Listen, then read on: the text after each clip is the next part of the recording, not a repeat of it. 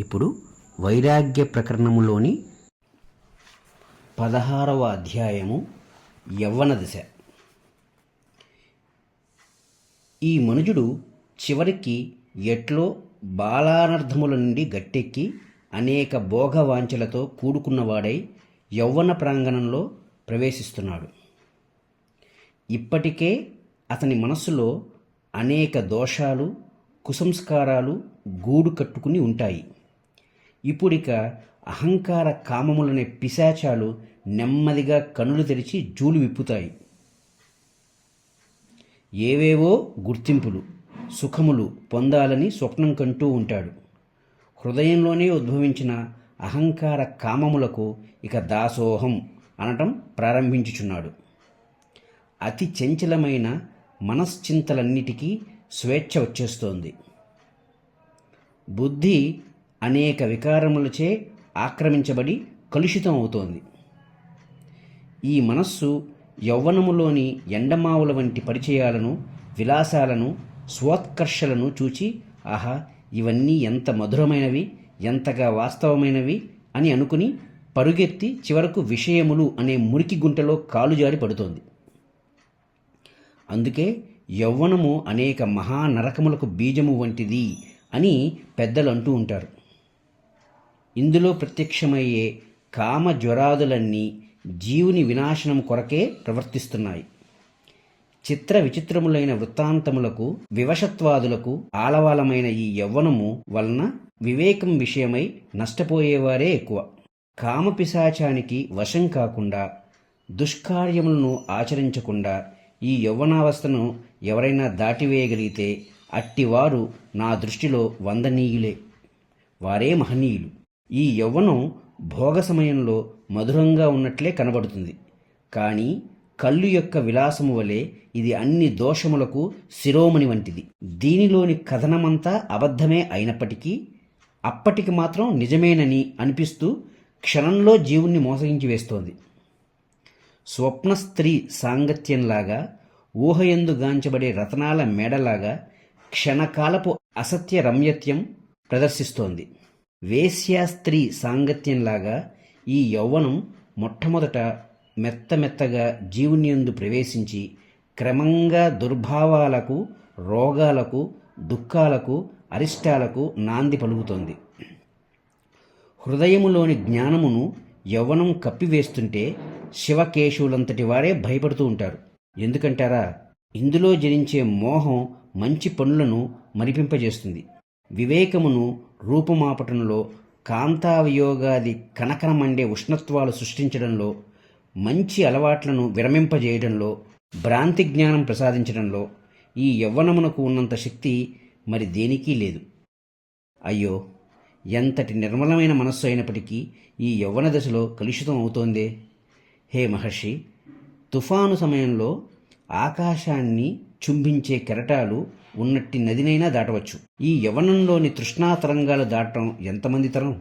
ఆహా, జీవుడు ఈ దశలో ఆ స్త్రీ, ఆ స్తనాలు, ఆ ముఖం, ఆ విలాసాలు, ఆ హావభావాలు అని మననం చేసుకుంటూ ఇంతలోనే ముసలివాడైపోతున్నాడు. చంచలమైన ఆశలచే బాధించబడే యువకుడు సాధువుల దృష్టిలో తృణప్రాయుడు మాత్రమే. కామక్రోధాది అనేక దోషములతో కూడిన గంటలహారాన్ని ధరించిన అభిమానము అనే మదపు టేనుగు ఈ యవ్వనారణ్యంలో సంచరిస్తోంది. ఇది జీవులు ఎంతో భయపడవలసిన విషయం కాదంటారా స్వామి?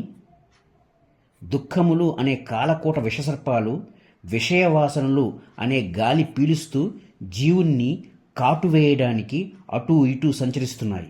ఇది గమనించని ఆ యువకుడు మాత్రం ఆహా, నా శరీర భాగాలు ఎంతగా మెరుస్తున్నాయి, ఈ నా నూనూగు మీసాలు చూస్తున్నారా అని చెప్పుకుంటూ భ్రమిస్తున్నాడు. కుత్సిత మనోవికారాలను, రాగాదులను, దుశ్చింతలను ఆశ్రయించే యౌవన మనస్సుకు నిజమైన సుఖశాంతులు ఎక్కడ లభిస్తాయి? యౌవన పొరచే దట్టంగా కప్పబడిన కన్నులకు తనను అతి వేగంగా సమీపిస్తున్న అధివ్యాధులు, సంకల్ప వికల్పముల యొక్క పరిణామములు, మూర్ఖ చర్యల దుష్ఫలితాలు ఏమాత్రం కనిపించడం లేదు. అంతా బాగానే ఉంది, కానీ ఈ యవ్వన దార్ఢ్యం ఎన్నాళ్ళు ఉంటుందంటారు? అయ్యో, ఎంతో ప్రయాసతో సంపాదించుకున్న అనేక సద్గుణాలు ఈ త్రిగుణ రూపములైన యవ్వన వాయు వీచికలచే పెకలించి వేయబడుచున్నాయే. అహంకారం, మోహం సుకుమారత్వాన్ని త్రుంచివేస్తున్నాయి. వివేకము మరుగున పడిపోతోంది. కామాంధకారముచే గుడ్డిది అయిన మనస్సు తాను ప్రసరించుచున్న స్థానాలు ఎట్టివో ఏమాత్రం పరీక్షించుకోవటం లేదు. మహర్షి, ఈ యవ్వనం శరీరమునకు వెన్నెల వలె కనిపించినప్పటికీ చిత్తమును మాత్రం అధోగతి పాలు చేసి నీచత్వమును, మూర్ఖత్వమును తెచ్చిపెడుతోంది. అతి త్వరలో నశించబోయే ఈ యవ్వనం చూపిస్తున్న పైపై మెరుగులు చూచి మోసపోవటానికి నేను సిద్ధంగా లేను. ఒకానొకడు ఎంతో శ్రమించి అనేక ప్రయాసలకు ఓర్చుకుని చివరికి ఒక చింతామణిని సంపాదించాడు అనుకుందాం.